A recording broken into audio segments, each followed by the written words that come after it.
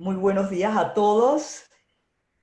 Siendo las 10 de la mañana en punto, damos inicio a nuestra tradicional cita con la historia con nuestro queridísimo doctor Carlos Guevara Mann.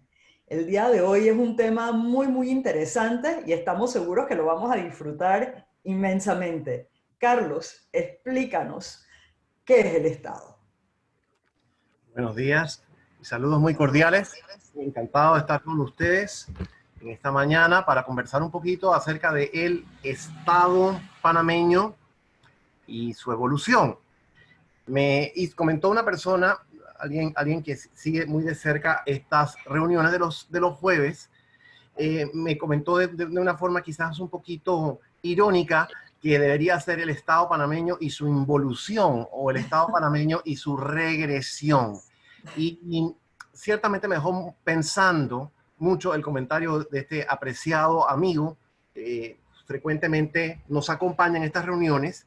Me pareció como un asunto bastante triste, pero no deja de tener un elemento de realidad y de importancia. Entonces, eh, creo yo, muy relevante que nos reunamos a conversar sobre esto y sobre todo a partir del punto o la pregunta que hace Yeta: ¿qué es el Estado? Creo que es un excelente punto de partida que hablemos acerca de cómo se conceptualiza esta idea del Estado. Bien, yo partiría por decir que el Estado es una ficción jurídica. En el grupo de personas que nos acompañan hoy hay abogados, evidentemente, que podrán tratar este asunto o podrían tratar este asunto con mayor precisión conceptual que yo, pero por lo pronto quiero decirle que por ficción jurídica a lo que nos referimos es a un invento. Ahora, no es un invento de una manera desdeñosa, no utilizo la palabra de una forma desdeñosa, tampoco la utilizo de una forma como para ridiculizar la idea del Estado, sencillamente para decir que no es algo que existe en la naturaleza. Y este es un elemento muy importante, porque algunas ideologías extremistas, por ejemplo, el fascismo, o en su extremo más sanguinario, más violento y más degradante, el nazifascismo, una obra de calidad ya que necesitas hacer ciertos sacrificios. Y como arguyen necesitas que el ciertos Estado tenía una existencia independiente. necesitas volver a empezar. Hay como un ruido gracias. Que arguían que el Estado tenía una existencia independiente, que el Estado tenía una presencia o una existencia casi natural, que era algo absolutamente que emanaba de la naturaleza, que era un ente orgánico. Entonces yo creo que es muy importante tener esto presente. Estas ideologías extremistas se basaban en esta idea del Estado para hablar acerca de la necesidad de que el Estado, en el caso específico de Italia bajo el fascismo, o de Alemania bajo el régimen nazifascista, tenían que expandirse, tenían una natural tendencia a la expansión y a la dominación de otros territorios, de otros pueblos y demás. Entonces, esa idea de que el Estado es un ente orgánico y que el Estado es parte de la naturaleza, una creación casi que natural, es una idea, me parece a mí, un poco peligrosa. Así que por eso es importante que tengamos muy presente que el Estado es una ficción jurídica. O sea, es un elemento de derecho internacional, algo que se ha creado de forma tal, es como una creación humana para darle alguna coherencia, consistencia, personalidad, digámoslo así, personalidad jurídica a una unidad política. ¿Y qué es una unidad política? Es una reunión de personas, una colectividad que tienen en común una forma de gobierno, una forma de regirse. Entonces, en la teoría política clásica, cuando se va a la universidad y se aprende sobre relaciones internacionales, o inclusive cuando se trata la teoría del Estado en otra de las ramas de la ciencia política, que es la política comparada, que es mi rama principal, hablamos del Estado como una ficción jurídica que contiene algunos elementos constitutivos. O sea, el Estado es esta ficción jurídica asentada sobre un territorio. O sea, que el territorio es uno de los elementos constitutivos del Estado. Un territorio que tiene una población, ese es el otro elemento constitutivo del Estado, y sobre cuya población y sobre cuyo territorio existe un gobierno que ejerce la soberanía. O sea, ¿qué es la soberanía? Es la autoridad máxima sobre ese territorio con exclusión de cualquier otra autoridad. Entonces, los elementos clásicos, a ver, hablo del asunto de la teoría política clásica, elementos clásicos del Estado como ficción jurídica de derecho internacional son el territorio, la población y la soberanía. Yo creo que es importante que tengamos presente que hay otras formas de ver el Estado, otras maneras de aproximarse al Estado. Según la teoría, una de las ramas de la filosofía, pues la teoría contractual, sobre todo en los siglos XVII y XVIII, la idea del contrato social arguye que los individuos se reúnen, se juntan y acuerdan un contrato social para salir del estado de la naturaleza, para tener un mínimo de paz y condiciones de convivencia adecuadas, y que ahí es como surge el Estado. Esa es una teoría. Es una teoría que parece muy interesante y forma parte sin duda de la tradición filosófica de Occidente, pero hay otros que descartan esas teorías, dicen, bueno, esto es muy romántico, esta es una idea muy idealizada de cómo ocurrieron los procesos verdaderamente. Los procesos, el proceso de formación del Estado, dicen algunos, es un proceso de pugna, y entonces entre los que hablan de pugna y de diferencias y de discordia están los marxistas que alegan que el Estado no es más que la formación del Estado corresponde a un proceso de lucha de clases y que termina de configurarse cuando la clase capitalista o la clase dominante, la clase que posee los medios de producción, predomina sobre los otros sectores de la población y se afinca en esta estructura que se llama el Estado. O sea que el Estado, para los marxistas, o sea, las personas de origen que siguen las ideas de Marx,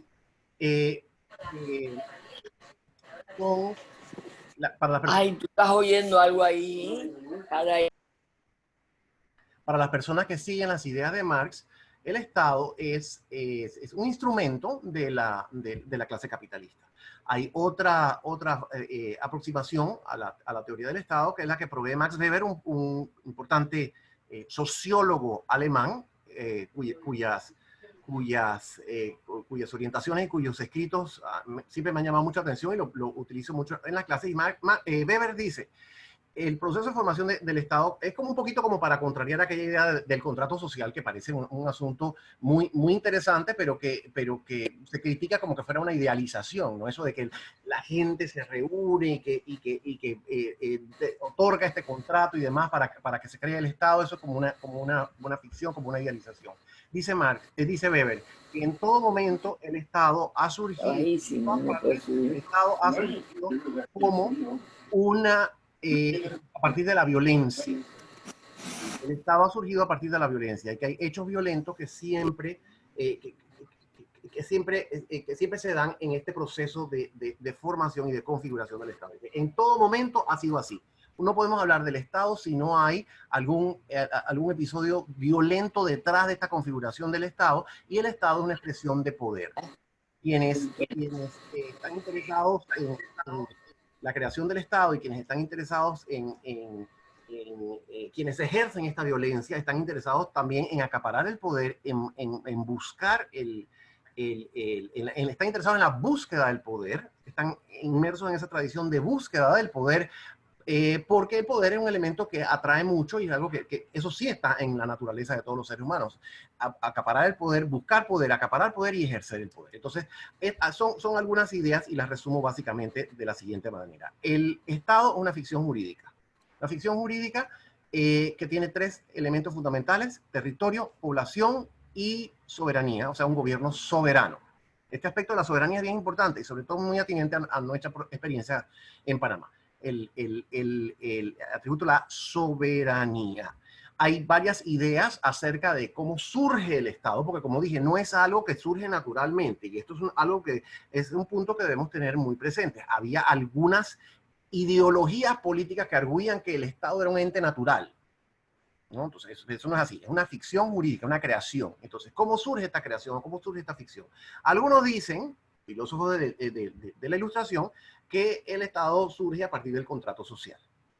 Otros dicen que surge a partir, los marxistas, a partir de una lucha de clases. Y cuando se asienta o se afinca la clase dominante sobre las clases dominadas, es que se configura el Estado. Y Weber añade, Max Weber, y los que estudian la política a partir de la tradición que él inauguró, arguyen que el Estado siempre, en el nacimiento y el surgimiento de Estado siempre concurre el elemento de la violencia. No hay Estado sin violencia, y por eso para los weberianos el legítimo monopolio de los medios de violencia es una de las características fundamentales del Estado moderno. Así que lo diría así. Espero que eso haya más o menos orientado un poquito al respecto de qué es el Estado. Excelente, Carlos. Hola, Carlos. Buenos días. Hola, buenos días, Mona Lisa. ¿Cómo estás? Qué gusto verte, muy interesante. Es más, ayer yo estaba hablando de eso mismo, de todas las leyes que nos hace el Estado y que quizás las cosas eran mejor en la época de los vaqueros, donde teníamos más libertades. Ahora nos limitan tanto que no sé, que a veces es bueno, pero a veces no es tan bueno, ¿no? Sí, exactamente. Pero bueno, yo creo que tocando este tema sería bien interesante ver cuáles son los orígenes del Estado panameño, que es el que realmente por el que nos regimos y el que vivimos todos los días, ¿no? El que nos atañe directamente, claro que sí. Como dije, el proceso de formación del Estado no es un asunto natural, algo que surge naturalmente en la humanidad. Es un proceso, es producto de la acción humana, lo que en inglés se llama human agency, que es un factor muy importante, una variable muy importante para explicar algunos o muchos eventos sociales y eventos políticos. Entonces, hay una tendencia, digamos que en Europa occidental, que es donde surge el Estado moderno. Y el Estado con las características que dice Mona Lisa, que Mona Lisa se refiere al Estado burocrático, el Estado burocrático, que es esta enorme estructura que regula muchísimos aspectos de nuestra vida y que tiene a su servicio un personal muy numeroso para atender todos los asuntos que emanan de esta superestructura que se llama, o esta estructura tan grande que se llama el Estado, ¿no? Y de su papel en la sociedad moderna. Así que el Estado burocrático, el Estado moderno, surge en Europa occidental. Y surge a partir de un fenómeno histórico que es la concentración de poder en algunos de los monarcas. O sea, algunos monarcas van centralizando, van acaparando el poder, centralizando como un medio para pacificar y organizar y ordenar un poco estos territorios europeos que en la época feudal estaban sometidos a un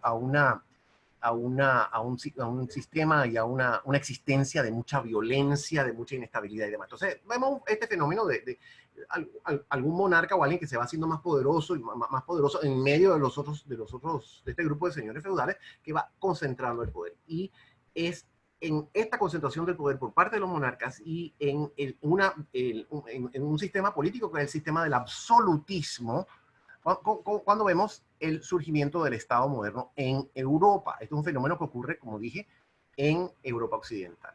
Y de Europa occidental eventualmente abarca el mundo entero, porque en nuestro mundo todavía nuestro sistema internacional, a pesar de todos los cambios que ha habido, nuestro sistema internacional es un sistema de estados. Algunos en las relaciones internacionales le llaman un sistema estado-céntrico. No me gusta tanto esa palabra en español, en inglés suena mucho mejor, pero lo que quiere decir es que nuestro sistema internacional, a pesar de la multiplicidad de actores, de organismos internacionales, de empresas multinacionales, de ONGs internacionales, de organizaciones terroristas y demás, a pesar de la presencia de todos esos actores o elementos en el sistema internacional, nuestro sistema todavía es un sistema de Estado. Y esto es algo que corresponde a la modernidad y, como dije, surge en Europa occidental. Entonces, vemos, por ejemplo, hay casos clásicos. El caso de España. Antes de la Reconquista, antes del siglo XVI, España no existía. Era había una serie de reinos, una serie no, porque no eran tantos tampoco, pero había la península ibérica estaba dividida en varios territorios. Algunos tenían su existencia como reinos independientes, y el principal o el más grande de los cuales era Castilla, y a partir de una unión dinástica entre la reina de Castilla, que era Isabel, y el rey de Aragón, que eran los territorios que estaban en la costa mediterránea, a partir de esa unión dinástica se configura o surge la España moderna. Entonces es un proceso de concentración de poder, porque fue una característica de los reyes católicos, su concentración de poder en detrimento de las localidades y la aplicación del sistema político del absolutismo. Entonces, España, que este proceso comienza en España, digamos que a partir de 1400, bueno, comienza antes quizás, pero se asentó a partir de 1492, y no tanto por el descubrimiento o por el viaje de Colón a América que ocurrió ese año. En octubre, Colón llegó a América, pero en enero de ese año los reyes católicos entraron a Granada, como creo que muchos aquí saben. Habrán ido a Granada, una de las ciudades más lindas del mundo, y al entrar en Granada los reyes católicos completaron la reconquista, expulsaron a los moros, se acabó la última presencia, digamos, árabe, pues, en la península, la última presencia independiente o de forma de unidad política que tenían los moros en la península ibérica, y comienza verdaderamente ese proceso de unión, o parte con mayor ímpetu ese proceso de consolidación del Estado a partir de la Reconquista y de la unión dinástica, como dije, de las coronas de Castilla y Aragón. Los territorios españoles en América estaban adscritos a esa monarquía, a la monarquía a la corona de Castilla, y la idea el estilo, no el estilo tampoco, sino la práctica política y la idea de gobierno que tenían la monarquía española era una idea absolutista y una idea muy centralizadora, que todo tenía que estar centralizado inicialmente en la persona del rey, que el régimen político que gobernaba estos territorios era el régimen político del absolutismo. Entonces, en la configuración de nuestros estados de América, sobre todo la América hispana, debemos remontarnos, para estudiar esto con un poquito más de precisión, debemos remontarnos a este proceso de formación de estados en Europa Occidental, porque de allí venimos directamente en términos de nuestra estructura política, o nuestra historia, o nuestros antecedentes políticos. Esto es muy importante. Eso no quiere decir que no hubo otras influencias, pero en cuanto a la formación de estados, ese es un antecedente muy importante. El caso de España no fue el único. Está también el caso de Inglaterra, en que el rey fue acaparando poderes, pero los procesos políticos en Inglaterra fueron distintos. En Inglaterra había otros sectores que tenían bastante influencia y que mantuvieron bastante influencia y que finalmente afirmaron esa influencia. El caso que se presenta como paradigmático es el caso de Francia, el caso del Estado creado a partir de la concentración del poder del rey y un absolutismo.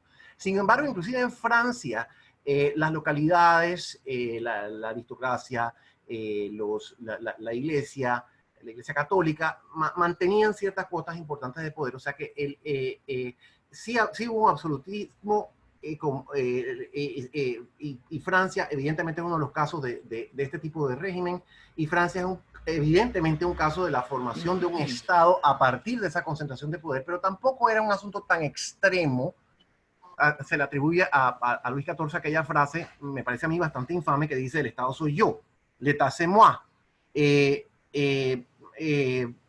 O sea que en realidad el rey y el Estado eran la misma cosa en esta concepción absolutista del poder. En el caso de España, en el caso de Francia, no era exactamente la realidad no fue exactamente así. Había bastante dispersión de poder, inclusive en los momentos más extremos o los momentos de mayor centralización, pero se presenta, como dije, como uno de los casos paradigmáticos de este proceso. Bien. Entrando un poquito mejor.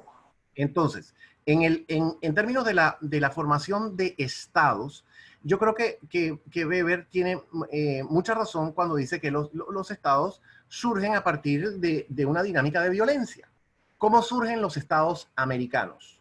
Los estados americanos, comenzando con Estados Unidos, y después, a partir de los territorios, después de Estados Unidos, los territorios sometidos a la corona de Castilla, surgen a la vida independiente, o sea, a la vida como estados, a partir de hechos de violencia. En Estados Unidos hubo una revolución política. Los patriotas se alzaron contra el rey y contra el gobierno inglés, y a partir de esa guerra de independencia, una vez que terminó esa guerra de independencia en 1781, surgió Estados Unidos a la vida independiente como un estado moderno, reconocido como tal, el primero que fue reconocido en el hemisferio occidental en 1783 en el Tratado de París, que suscribieron el Reino Unido y Estados Unidos de América. Un asunto muy interesante. En ese momento, el Reino Unido reconoce a Estados Unidos como un estado independiente a la par del Reino Unido y de los otros estados de Europa. En el caso de los territorios americanos, también hay un proceso de violencia que concluye con la derrota española y el nacimiento, el surgimiento de estados americanos, estados en los antiguos territorios españoles. Obviamente que no, a ver, la violencia, o sea, no hubo revoluciones o guerras de independencia en absolutamente todos los territorios. Hubo territorios que no experimentaron directamente esa violencia. Por ejemplo, Centroamérica. Centroamérica, que en ese momento estaba organizada como la Audiencia de Guatemala. La Audiencia de Guatemala, había una real audiencia en Guatemala que dependía del virrey en México. Ese territorio de Guatemala hasta Costa Rica, básicamente se independizó sin derramamiento de sangre, pero estaba adscrita al virreinato en México, y en México el proceso independentista sí fue sumamente sangriento, y un proceso que se alargó por más de una década. Entonces, en ese sentido, aunque Centroamérica directamente no tuvo una guerra de independencia, como dependencia de México, allí hay un proceso de violencia que está involucrado. Algo parecido ocurrió en Panamá. Panamá se independizó de la corona de Castilla por sus propios medios, sin la concurrencia de ningún agente externo. Y esto es muy importante que lo tengamos presente, y algo que me gusta repetir siempre. Fue un asunto que logramos los panameños, o lograron nuestros antepasados por sus propios medios. Intriga y oro fueron nuestras armas, dijo famosamente el doctor Justo Arosemena. Intriga, esas son las componentes de los patriotas panameños con la guarnición española, y oro porque los sobornaron. Entonces, la violencia no fue directamente una de las causas, a ver, lo que quiero decir es que la independencia de Panamá no fue producto de un acto de violencia, fue producto de un acto de intriga, pero ciertamente a nuestro alrededor había una serie de eventos violentos, de revoluciones, de revueltas, de rebeliones, que fueron, de alguna manera, la causa precursora de que aquí se tomara esa decisión. Entonces yo creo que Weber tiene bastante razón en aquello que dice que la violencia, que el surgimiento de los estados es un proceso que se da a partir de hechos de violencia. Es algo que debemos tener siempre bastante presente, aunque hay algunos casos en que directamente la violencia no concurre a la formación del Estado. Pero si no es la violencia directamente, a lo mejor es la amenaza de que ocurran actos de violencia o que se utilice la fuerza. En cuanto a la pregunta directa de Mona Lisa, ¿cómo surge el Estado panameño? Yo creo que es importante que tengamos muy en cuenta, normalmente cuando se hace esta pregunta pensamos inmediatamente en 1903. pero yo creo que es importante que tengamos en cuenta el antecedente importantísimo de 1821. Ese antecedente importantísimo es la independencia de Panamá, que como dije fue una independencia lograda por nuestros propios medios, aunque para los patriotas era absolutamente evidente que si Panamá no tomaba ese paso, lo más probable que iba a haber era una invasión por parte de las tropas bolivarianas, porque Colombia acababa de constituirse en 1821 en la Constitución de Cúcuta, que eso fue en agosto de 1821. La República de Colombia había acabado de constituirse, y la República de Colombia, dirigida por el libertador Simón Bolívar, y ese nuevo Estado no iba a permitir que un territorio vecino se mantuviese en manos del dominio español. O sea que ellos evidentemente tenían esto en mente. A ver, si aquí nosotros tomamos esta medida, lo más probable es que vamos a tener una invasión de parte de los colombianos, o alguna acción violenta de parte de los colombianos. Eso por una parte. Por otra parte, como he dicho antes también, Centroamérica se acababa de independizar. La independencia de Centroamérica se logró en septiembre. A ver, en agosto el Congreso de Cúcuta, o sea, la creación de la República de Colombia. En septiembre, la independencia de Centroamérica, que estaba al otro lado, o sea, hacia el oeste. Y en noviembre, a inicio de noviembre, la revuelta en el interior de Panamá. El 10 de noviembre se dio el grito en la heroica Villa Los Santos, en que se proclamó la independencia, y quienes suscribieron ese acto, quienes concurrieron a ese evento, juraron luchar hasta lograr la independencia del territorio panameño, del istmo de Panamá. Entonces había influencias importantes externas y había influencias importantes internas que apuntaban hacia la posibilidad de hechos de violencia. Así que una vez más digo, me parece que Weber tiene razón en su interpretación acerca de cómo surge el Estado. Pero como dije, es un antecedente importante. ¿Y por qué lo tomo como antecedente? Porque inmediatamente, apenas Panamá declaró su independencia en 1821, declaró su adhesión al Estado Republicano de Colombia. Creo que es bien importante, en el marco de nuestra conversación, que recordemos lo que dice el Acta de Independencia. El Acta de Independencia dice en su primer artículo: Panamá se declara libre e independiente del gobierno español. Y en el artículo segundo dice: el territorio del istmo forma parte del Estado Republicano de Colombia. Entonces aquí hay un antecedente importante para el Estado panameño. Ya se habla de Estado, o sea que esta era la terminología. No se habla obviamente no se habla de monarquía, porque ellos se rebelaron contra la monarquía, pero en otros momentos había otras terminologías que se utilizaban para referirse a las comunidades políticas. Se hablaba de monarquía, se hablaba de dinastía, se hablaba de casas, la casa de Habsburgo, la casa de Borbón, la casa de qué sé yo, de qué sé cuánto, en Europa, ¿verdad? Pero entonces aquí la terminología que me parece muy importante es esa.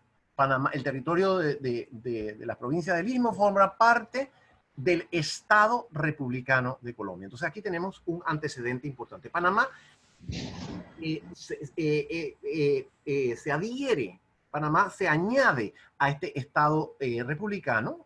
Y eso, ¿qué significa Estado republicano? Significa un Estado organizado conforme a las normas de la República, conforme al sistema republicano. Y eso lo vamos a ver enseguida, porque es sumamente importante. Entonces, es un precursor importante. No fue nuestro propio Estado, pero fue un Estado al cual nosotros nos añadimos, y lo hace Panamá conscientemente y a partir de una identidad que ya existía acá. Bien. El primer Estado panameño, y esto es fundamental, el primer Estado panameño surge en 1840. No nos queremos acordar de esto. Esto es algo que no se enseña en las escuelas. Creo que es una insuficiencia sumamente grave. Y en este sentido recomiendo con provecho la lectura de, por una parte, los apuntamientos históricos de Mariano Arosemena, es una serie cronológica, él año por año. Él cubre la historia de Panamá durante 40 años, desde 1800 hasta 1840. Y entonces los últimos capítulos, las últimas secciones del libro, hablan acerca del surgimiento del Estado de Panamá, que es un Estado republicano y es un Estado independiente en 1840. Dirigido por Tomás Herrera. Entonces, en este sentido, también es muy interesante la biografía de Tomás Herrera, escrita nada menos que por el doctor Ricardo J. Alfaro, además de una pieza literaria de gran valor por su prosa tan excelente. El doctor Alfaro era un excelente escritor y la prosa es verdaderamente excelente. Además de eso, nos narra cómo fue el proceso de surgimiento y existencia de este primer Estado panameño. Ese primer Estado panameño tuvo una existencia independiente. Esto es importante. Las categorías o los componentes o los elementos constitutivos del Estado los poseía el Estado de Panamá. Era un Estado, un territorio, con una población, y sobre el cual había un gobierno que ejercía su control, una soberanía sobre ese territorio.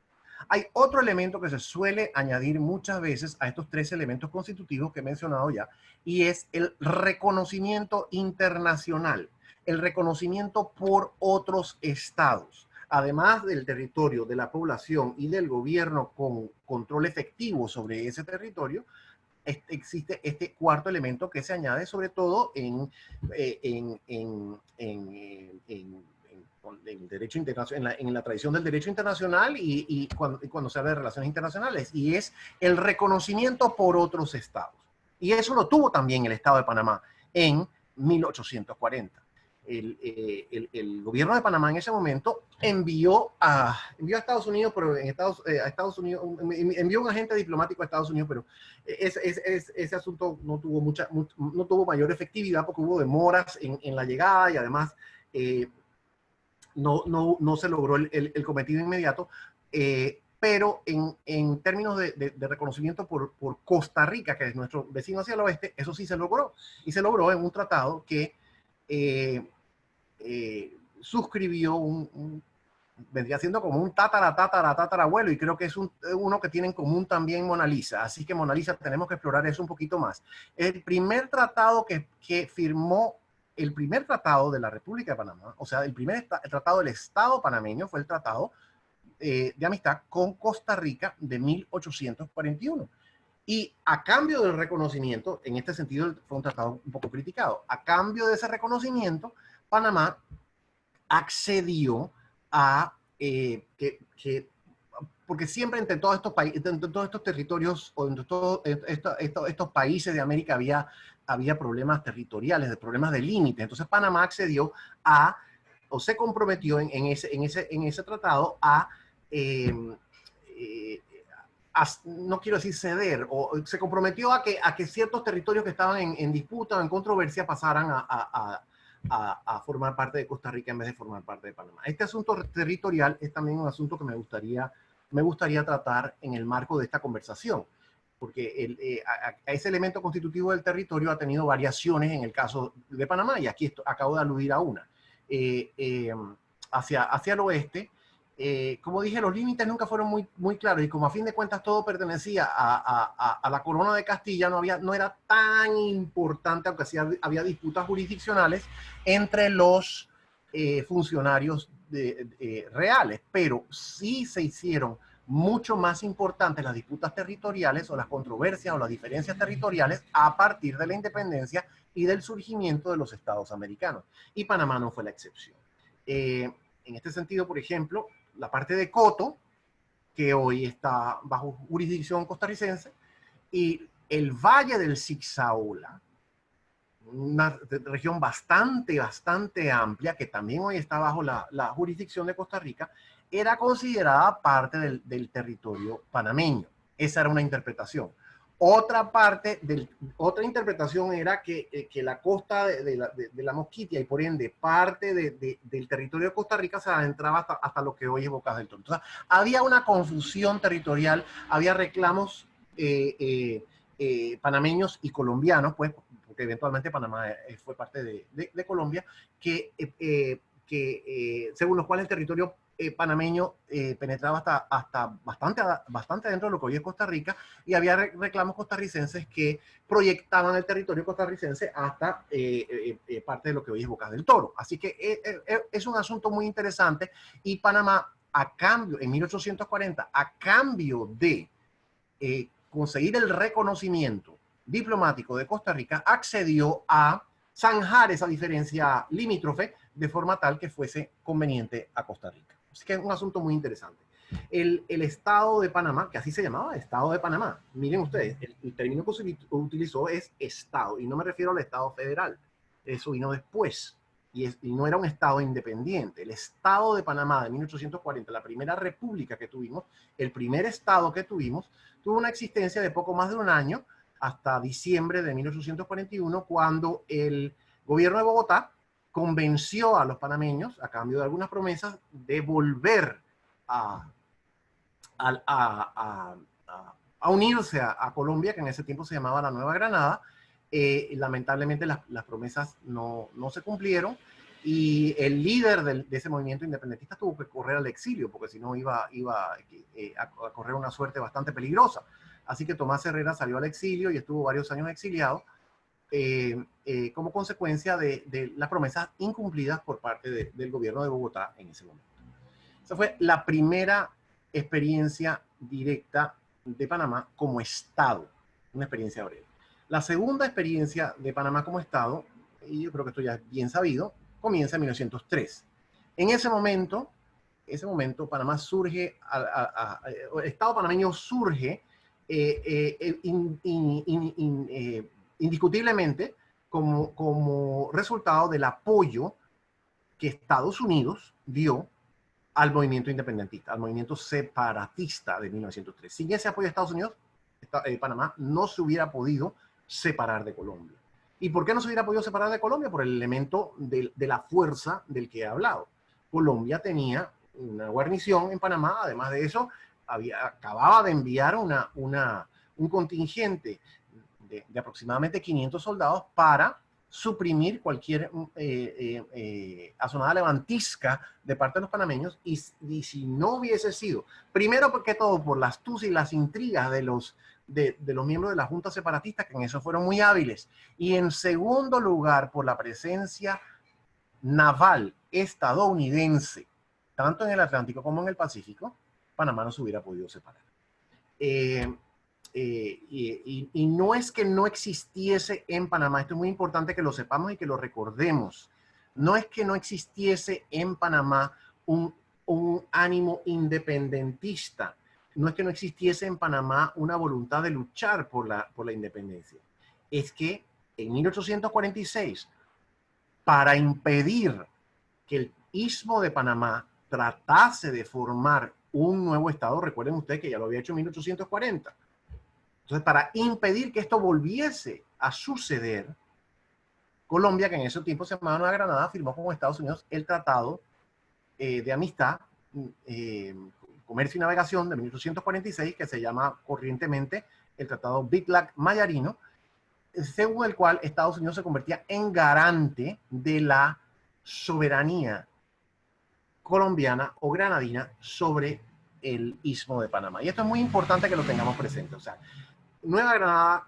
Colombia, en 1846, acuerda este tratado con Estados Unidos para no perder a Panamá, y pone a Panamá en la esfera de influencia de Estados Unidos, a cambio de que Estados Unidos garantice la soberanía nominal de Colombia. Pero ahí hay un aspecto muy interesante y muy importante. Si un Estado tiene que recurrir a otro para que ese otro garantice su soberanía, entonces la propia soberanía está menoscabada y se ve menguada. Así que ese es un asunto digno de estudio y de consideración. Hay un autor muy conocido en el ámbito de las relaciones internacionales, Hans Morgenthau, de origen alemán, pero emigró durante la Segunda Guerra Mundial y se fue a Estados Unidos. Y Morgenthau, cuyas obras son importantísimas en el campo de las relaciones internacionales, dice: no existe tal cosa como una soberanía a medias. O hay soberanía, ¿ok?, que es el control absoluto del Estado. No, el control absoluto no es la palabra correcta, es la plena facultad de ejercer funciones de gobierno sobre un territorio, ¿no? Entonces, o existe plenamente la soberanía o no existe. No hay soberanía a medias, dice Morgenthau. Hay otros autores que arguyen otras cosas. Dicen, bueno, hay soberanía mediatizada. Y estos conceptos son muy interesantes en el caso de Panamá y para Panamá. En cuanto al surgimiento de nuestro Estado en 1903, porque como dije, ese Estado surgió gracias al apoyo de Estados Unidos. Y fue el apoyo de Estados Unidos que mantuvo la existencia de ese Estado. En el Tratado de 1903, Estados Unidos garantiza la independencia de la República de Panamá. Así está establecido en ese tratado. Entonces, si no hubiese sido por el poderío estadounidense que estaba detrás del surgimiento del Estado panameño, de la separación de Panamá y del surgimiento del Estado panameño en 1903, la República de Panamá o el Estado panameño en ese momento probablemente no hubiese subsistido. Y esto, como dije, tiene origen en la estrategia que utilizó Colombia 60 años antes para mantener su soberanía, entre comillas, sobre el Istmo de Panamá. Claro que le salió el tiro por la culata. ¿No? Ellos nunca contaban, ellos pensaban que Estados Unidos siempre iba a intervenir a favor de ellos. No contaron con que Estados Unidos en 1903 intervino en contra de Colombia para apoyar el surgimiento de un Estado panameño independiente. Bien, pero eso de Estado independiente es algo que debemos considerar con pinzas, como se dice, porque habiendo Estados Unidos concurrido a la separación de Panamá y al surgimiento del Estado panameño, Estados Unidos adquirió una influencia preponderante en Panamá. No solamente era su influencia sobre la zona de tránsito, sobre lo que se llamó la zona del canal, como un territorio bajo jurisdicción estadounidense, en el medio de la República de Panamá, en la mitad del Estado panameño, a ambos lados del canal, territorio que se mantuvo bajo jurisdicción estadounidense entre 1904 y 1979, o sea, durante 75 años se mantuvo la zona del canal como un territorio bajo jurisdicción estadounidense, y algunos que estamos en esta sala nos acordamos de eso, nos acordamos de entrar a la zona del canal como si fuera a otro país. Así que eso por una parte, existía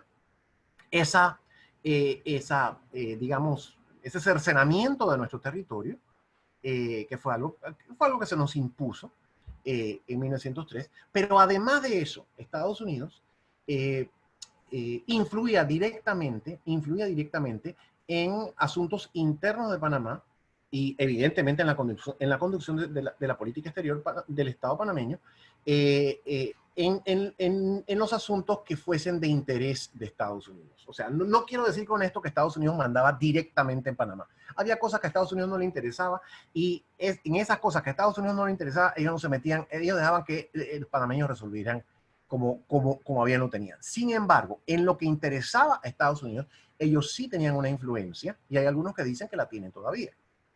Entonces, en ese sentido, el Estado panameño surgió como un Estado comprometido, un Estado, como se dice, con una soberanía mediatizada. Esto no coincide con los planteamientos de Morgenthau, a quien me acabo de referir, que dice o hay soberanía o no hay. No coincide con eso, pero sí coincide con una realidad. El Estado panameño tenía presencia en organismos internacionales, tenía representantes diplomáticos en el extranjero, recibía representantes diplomáticos de otros países, suscribía tratados, operaba como un Estado independiente, o sea, tenía algunos atributos, había un territorio, había un cuerpo legal, había una presencia nunca muy efectiva, pero ahora tampoco lo es, ¿no? Del Estado en el territorio, pero no tenía la última palabra, y eso es lo que significa la soberanía, que el gobierno que está constituido en ese Estado tiene la última palabra sobre lo que debe ocurrir en ese Estado. O sea, el cuerpo legal y el gobierno tienen la última palabra sobre lo que sucede, y ese no era el caso de Panamá. Porque, por ejemplo, les voy a dar un ejemplo muy básico. Ahora que hemos hablado recientemente, no, me parece que no en este grupo, pero en otros lugares, hemos hablado recientemente acerca de ferrocarriles y cómo se habló hace unos años del ferrocarril a Chiriquí, y también se ha hablado recientemente de un ferrocarril que una con Colombia y demás. Eso no es nada nuevo, como a mí me gusta decirlo. Eso no es nada nuevo. Eso es un plan que existe hace mucho más de 100 años. Es más, en 1909, el gobierno de Panamá, amparado por una ley de la Asamblea Nacional, otorgó un contrato para la construcción de un ferrocarril entre Panamá y David. Y en años siguientes otorgó no solo uno, sino por lo menos 2 contratos para la construcción de ferrocarriles en el Darién, uno de los cuales uniría con Colombia. Esto fue hace más de 100 años. ¿Y saben ustedes por qué esos contratos, o sea, esos trabajos, esas obras no se realizaron? No se realizaron por la oposición de Estados Unidos. Estados Unidos arguía que ferrocarriles que vinieran desde el oeste hacia Panamá o desde Darién y Colombia hacia la ciudad capital podían interferir con la seguridad del canal. Podían poner en peligro la seguridad del canal. Estos son hechos históricos. Esto ocurrió así. Entonces, lo que me gusta decir a mí siempre es, imagínense que hubiésemos tenido desde 1910, 1920, un ferrocarril que nos uniera con David, otro ferrocarril que nos uniera con Darién, el desarrollo de Panamá hubiese sido muy distinto. Pero esto no ocurrió porque Estados Unidos se opuso. Y se opuso arguyendo que la seguridad del canal estaría comprometida. Entonces, este es un caso en el cual queda evidentemente indicado que Estados Unidos tenía injerencia en nuestros asuntos internos y eso comprometía nuestra soberanía. Panamá tenía que ceder. Como tuvo que ceder en 1916, cuando Estados Unidos exigió que el ejército, que la Policía Nacional entregara sus armas de alto calibre. Aquí en esta clase mencioné hace un tiempo que yo no sé por qué la policía tenía armas de alto calibre, pero en fin, ese no es el punto. El punto es que hay una potencia extranjera que hace una exigencia al gobierno y el gobierno, un gobierno soberano, les dice no, eso es asunto nuestro, no es asunto de ustedes. Pero Panamá tuvo que ceder. En el problema limítrofe, ahora que hablamos de límites, en el problema limítrofe con Costa Rica, en 1921, Panamá tuvo que ceder también a las presiones del Departamento de Estado. Panamá había rechazado la ocupación costarricense de Coto y estaba dispuesta a enfrentarse en Bocas del Toro para rechazar el ingreso de tropas costarricenses en esa parte de nuestro territorio. Pero el Departamento de Estado básicamente envió un ultimátum y le exigió a Panamá, también a Costa Rica, pero bueno, ellos ya habían avanzado en Bocas del Toro. Entonces exigió a ambos países que se quedaran quietos, que dejaran eso así, y le impuso a Panamá un arreglo de límites que se llama el Fallo White. El Fallo White que había sido emitido en 1910 por el presidente de la Corte Suprema de Justicia de Estados Unidos.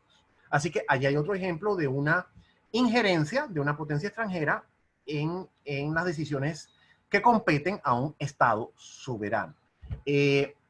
Más adelante, y a mí este me parece uno de los asuntos más lamentables y más vergonzosos, los límites históricos de Panamá. Hablé de los límites históricos de Panamá hacia el oeste. ¿Qué hay de los límites hacia el este? Desde la época de la dominación española, de la época de las capitulaciones en el siglo XVI con los conquistadores, el límite oriental del reino de Tierra Firme o de Castilla del Oro era el río Atrato. Por eso es que decimos nosotros los panameños que nuestra primera ciudad fue Santa María la Antigua del Darién.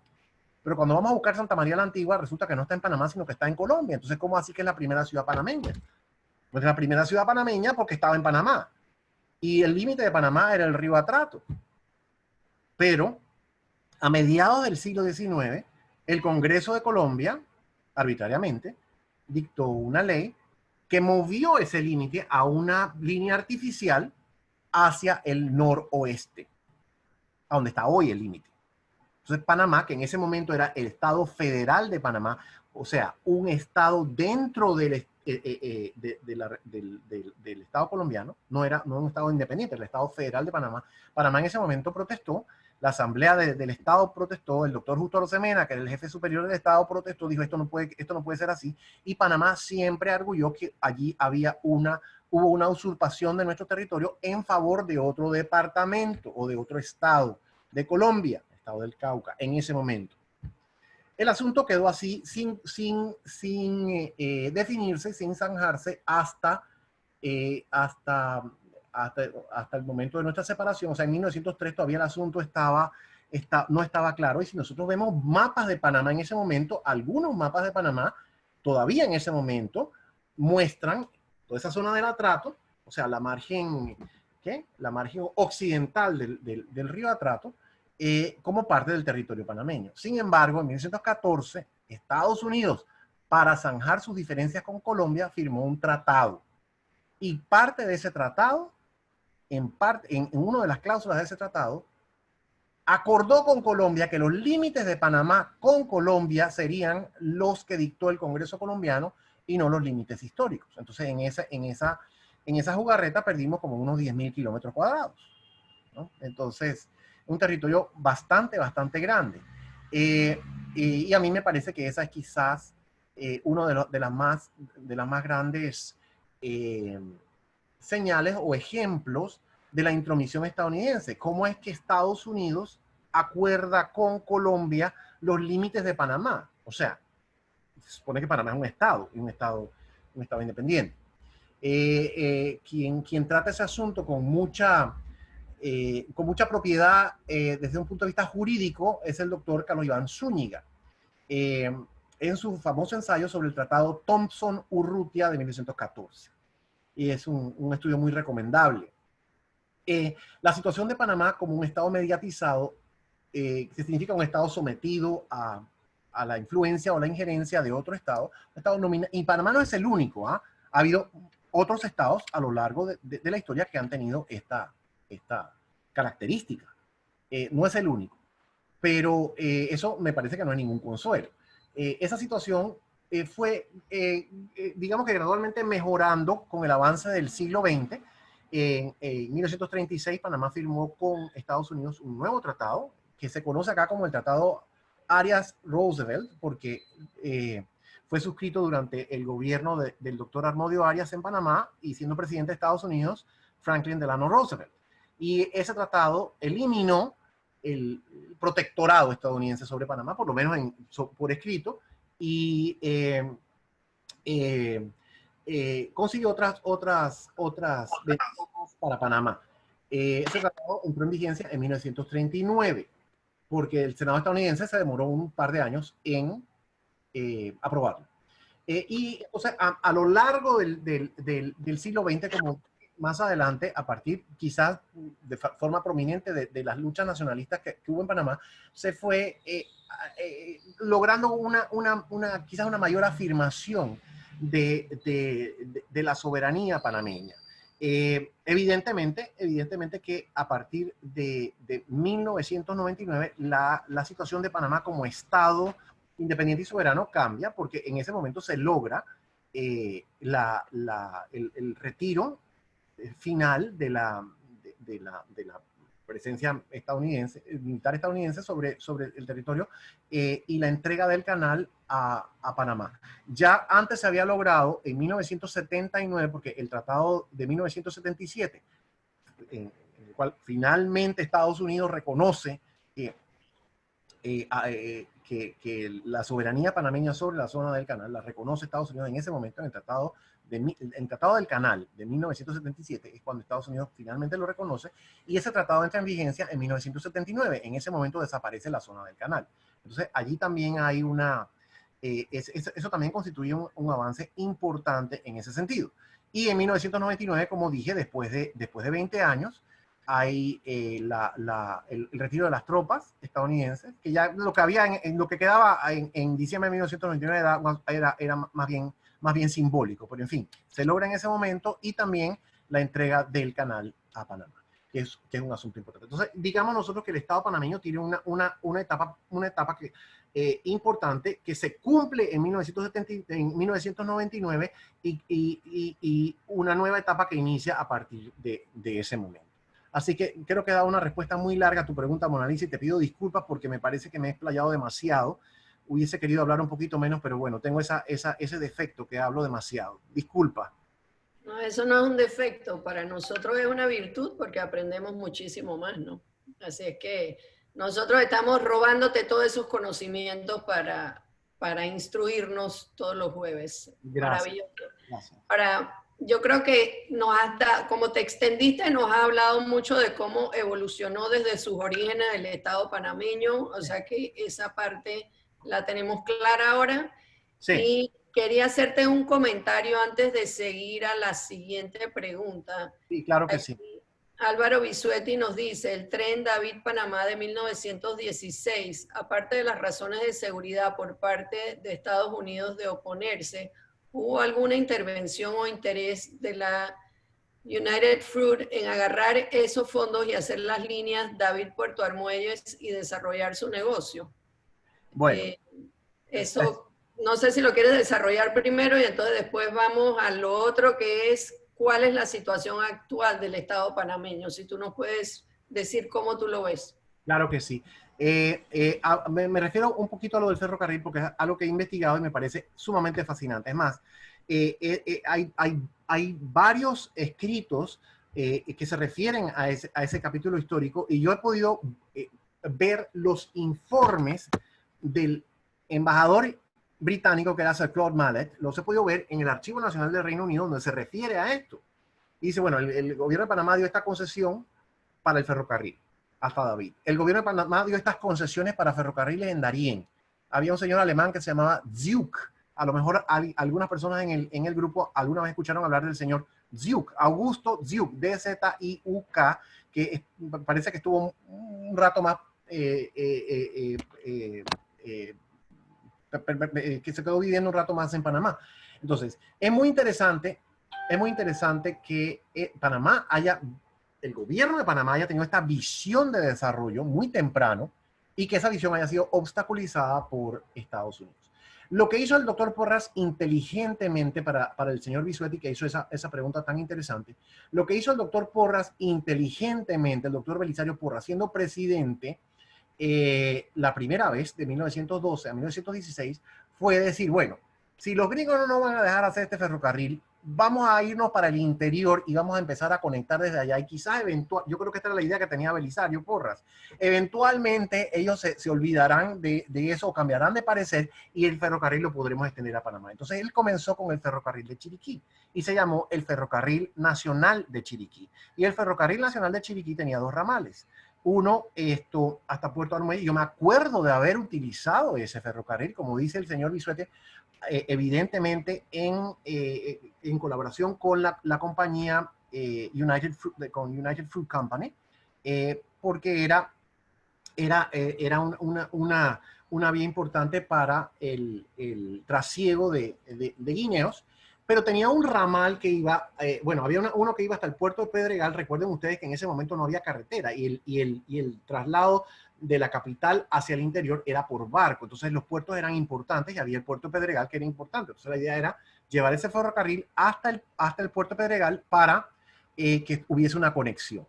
Y el otro ramal importantísimo era hasta Boquete, ¿no? Yo no usé el ferrocarril hasta Boquete, pero yo sí me acuerdo de haber utilizado el ferrocarril entre la Concepción y Puerto Armuelles. Me acuerdo perfectamente, esto fue en los años 70 y todavía funcionaba. Después lo dejaron perder, cosa muy lamentable.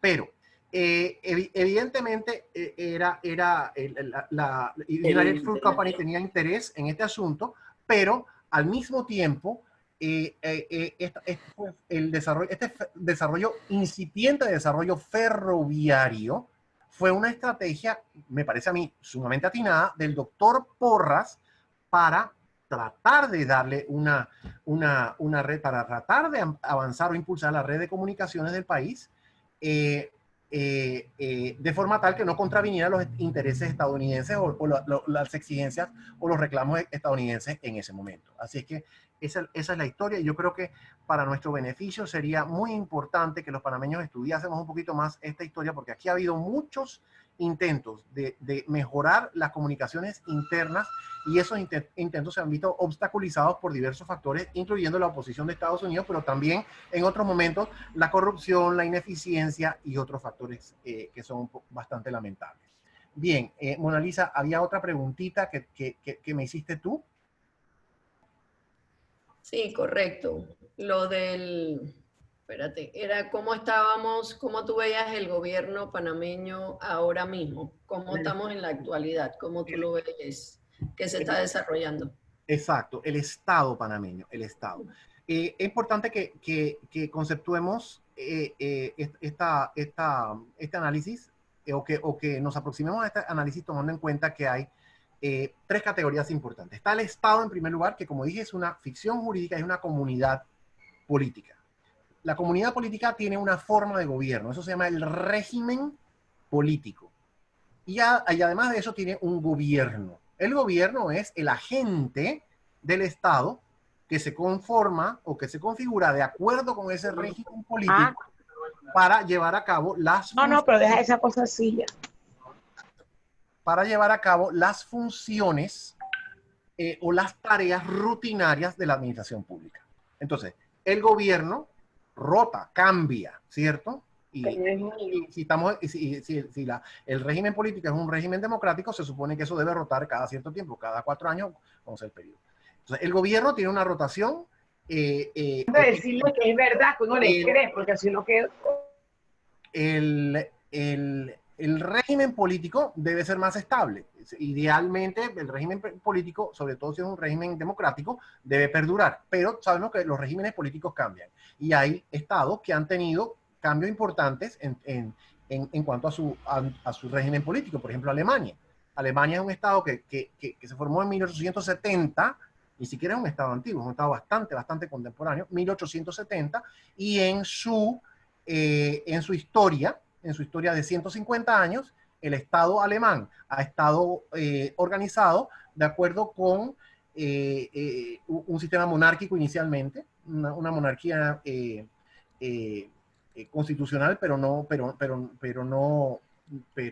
con poderes importantes reservados para el Kaiser. Posteriormente fue un sistema democrático. Ese sistema democrático sucumbió al asedio nazifascista, se convirtió después, el régimen político se transformó en una dictadura absolutamente totalitaria, un tipo de régimen de lo más extremo que ha habido en la historia de la humanidad, y posteriormente, después de la derrota en la Segunda Guerra Mundial, se adoptó un sistema democrático. Entonces vemos nosotros aquí que el Estado alemán, como el cuerpo político, la colectividad política, ha tenido tres formas de gobierno distintas, por lo menos tres formas de gobierno distintas. Y si escudriñamos un poquito más, podemos encontrar diferencias entre el sistema democrático después de la Primera Guerra Mundial y el sistema democrático después de la Segunda Guerra Mundial. ¿Qué quiero decir con esto?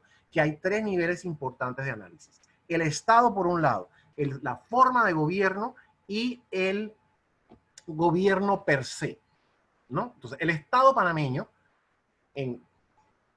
tanto en su primera expresión en 1840, como en la segunda a partir de 1903, ha estado organizado nominalmente de acuerdo con criterios republicanos y democráticos. Nominalmente. Siempre ha sido esa la expresión o la forma de organización del Estado panameño según nuestra Constitución. El Estado panameño ha pasado por diferentes etapas, como vimos. En un momento, a partir de 1968, el Estado fue capturado por la organización militar, por la Guardia Nacional, y tuvo la forma de gobierno, a pesar de que, según la Constitución, era un gobierno republicano y democrático, la forma de gobierno era una forma dictatorial. A partir de la invasión estadounidense en 1989, el Estado panameño transita a un sistema democrático con muchos defectos, pero un sistema democrático, por lo menos en apariencia, y ese es el momento en que nos encontramos hoy. Tenemos un Estado con una forma de gobierno republicana y democrática, una democracia con muchos defectos y con un gobierno que se sustituye cada 5 años. Entonces, en apariencia hay normalidad, hay estabilidad, hay cierto orden. Me decía un profesor de Nueva Zelanda con quien conversaba ayer que Panamá, que quería conocer más sobre Panamá porque quería conocer más sobre Panamá porque decía que Panamá sobresalía en América por su estabilidad y por su su sucesión organizada y ordenada en el gobierno. Y esos son hechos indiscutibles. Sin embargo, en cuanto a la posibilidad del Estado de establecer su presencia en el territorio nacional, yo veo que es un asunto problemático. En el análisis político a veces se hace referencia a los llamados bolsones grises, o a los bolsones, o a las áreas grises, zonas grises, que son zonas en las cuales el Estado en realidad no tiene presencia. Y nosotros vemos que el Estado panameño en realidad está ausente de muchas partes, y no son partes alejadas del interior de la República. Son partes en el área metropolitana. Hay muchas partes en el área metropolitana que están en manos de pandillas, del crimen organizado, donde el Estado no tiene una verdadera presencia.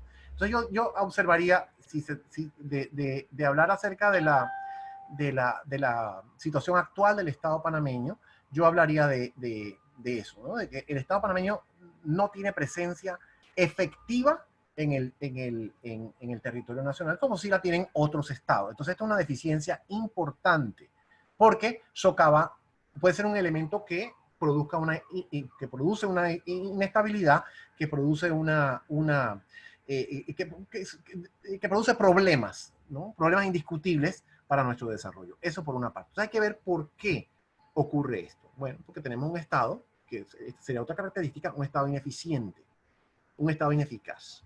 Un Estado que tiene estas características porque un Estado que está controlado o penetrado, digámoslo, por intereses sectoriales, por intereses particulares, por intereses clientelistas.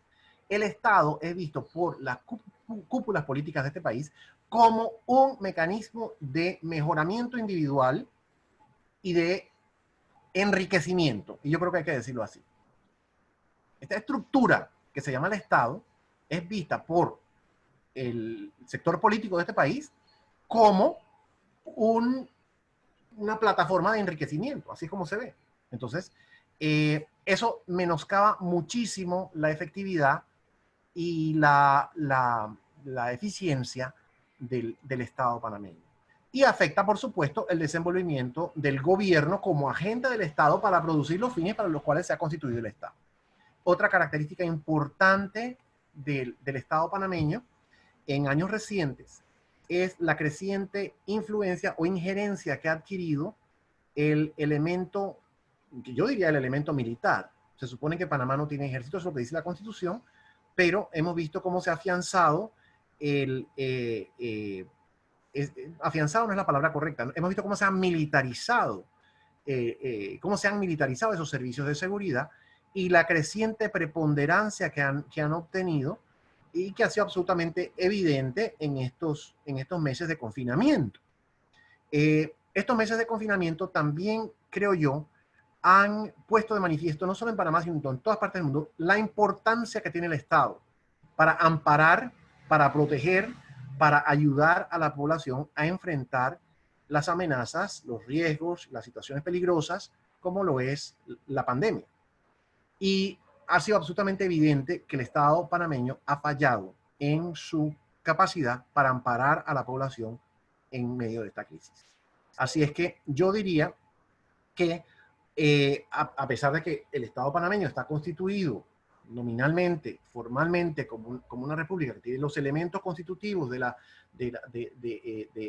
los elementos en teoría tiene los elementos para calificar como Estado. A pesar de eso, la efectividad del Estado panameño está bastante comprometida. Y está bastante comprometida porque el sistema político que impera es un sistema político que vislumbra o ve al Estado como un botín. El Estado es un botín. Eso es lo que es. Es un botín para el sector político. El que captura el Estado se aprovecha del Estado para el enriquecimiento personal y del grupo que está en el poder durante 5 años hasta que viene el otro y hace lo mismo. Esa es la visión que hay en Panamá acerca del Estado. Y es una visión que nos afecta muchísimo a todos los que vivimos aquí, y la insuficiencia o la tragedia que constituye esa realidad ha quedado absolutamente de manifiesto durante esta crisis que estamos viviendo desde marzo del año en curso. Así que eso diría yo al respecto de la pregunta, Mona Lisa. Habiéndome nuevamente extendido más de la cuenta porque ya son las 11:10. Mira, no pasa nada. Mientras que haya público, nosotros estamos aquí para compartir con todos ellos todo lo que tengas tú a bien de contarnos con relación a todos estos temas tan interesantes. Carlos, y para concluir, ¿cómo ves tú el futuro del Estado panameño? ¿Qué opinión tienes tú al respecto de nuestro futuro como Estado? Me preocupan mucho esas perspectivas. Voy a ser muy breve en este sentido porque, como dije, me halaga muchísimo lo que dices de que haya interés, pero voy a ser muy breve en esta respuesta. Me preocupa el futuro. Quisiera no ser pesimista. Me gusta siempre poder tener un mensaje positivo, un mensaje optimista, pero en este sentido, al considerar esto, me preocupa las perspectivas que veo. Yo veo un creciente debilitamiento de nuestro Estado, a partir de esa visión de botín, por un lado. Por otro lado, a partir del afianzamiento del militarismo, que eso ha vuelto a surgir, y no hay la menor duda de eso. Entonces, esos son elementos que atentan contra la integridad del Estado, atentan contra la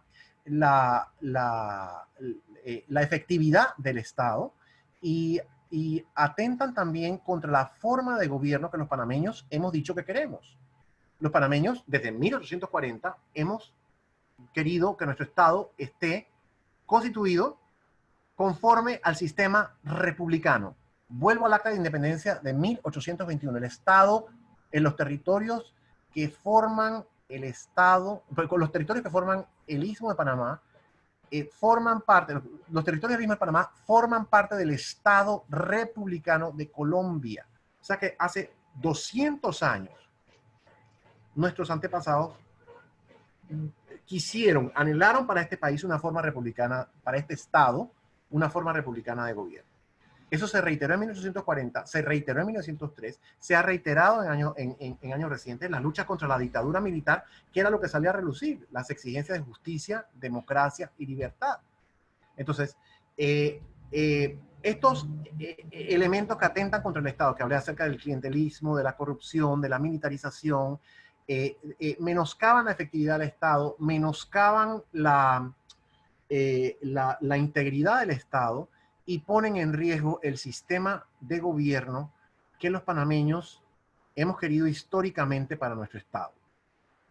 Así que yo pienso que en la medida en que los panameños no nos decidamos a tomar ciertas medidas de rectificación, vamos a seguir viendo un debilitamiento y un menoscabo del Estado panameño.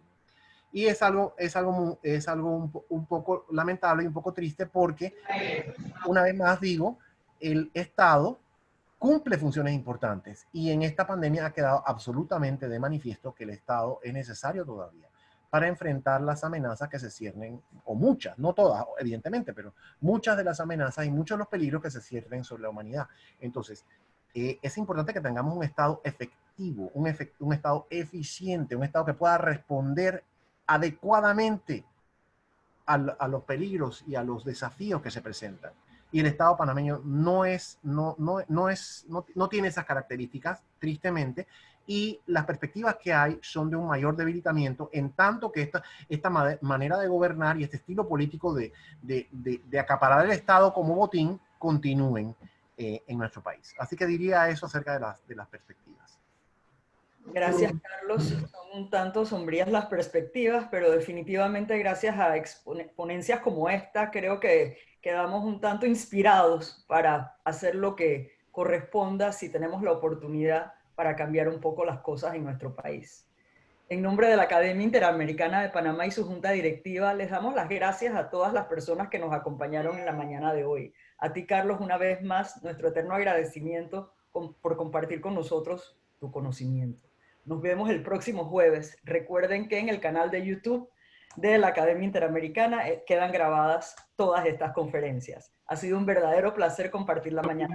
Quédate. Muchas gracias. Encantado.